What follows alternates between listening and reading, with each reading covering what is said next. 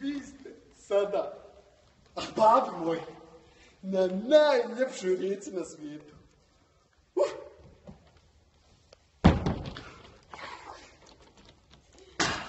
Una, ljepotica jedina, ona teče kroz Bihać, kroz Bosansku Krupu, Bosansku Dubicu, Bosansku Kostajnicu, teče, uliva se u Savu, onda teče sve do Crnog mora.